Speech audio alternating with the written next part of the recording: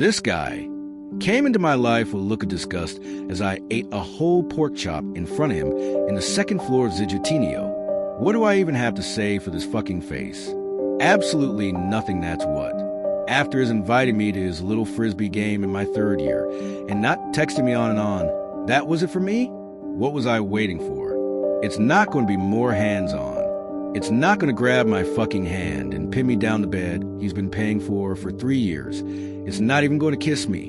In fact, I've managed to fuck my friend in the asshole before he could so much as touch me. Why would I stay? What am I holding out for? A lifetime of shy moves? Like some kind of Jane Eyre movie? What the hell am I living in a city 1,300 kilometers away for? I just had to dismiss the damn chase because I already knew where it was going, to a whole lot of nowhere fast down a building to Splatterville. In fact, I have so much nothing to say to the scammer face, I would never, ever book another flight to Manila just to not see his face. I wouldn't do it twice.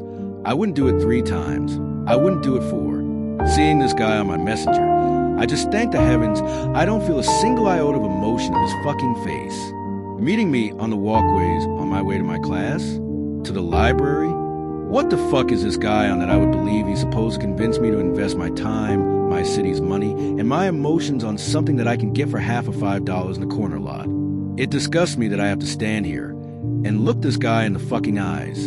In fact, I'm glad he doesn't have kids, because then it would match his whole scamming identity. Now that his defense is foolproof at 33 years old, I wouldn't be surprised if he tempted to go and live for another 3 years in the capital city just to never see his face across me from the passenger seat even. Sending strawberries, waking up next to me in a mountain hotel, pretending he's going to pass me in Statistics 101, checking up on my physics grade, checking on his video submission for Doc Wong, fixing my tie and tins debut, waiting for me after Chemistry 3 class, treating me to froyo.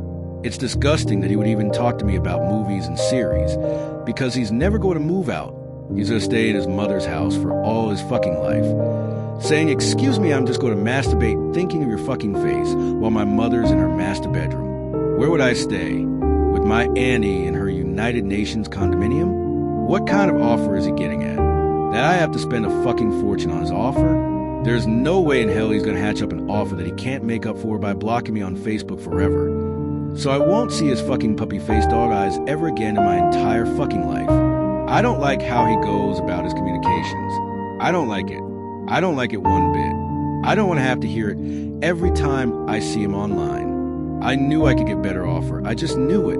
In fact, I would rather get herpes every week from John, Jack, and Jameson than have a sit on my ass in that condominium staring into the night. I know I'd pass it on to the younger, never experienced guy. I know this city is the best teacher in the world on keeping things real in the context of Gaza and Russia and world budgets and imparting lessons. But Jesus Christ, you didn't have to do all that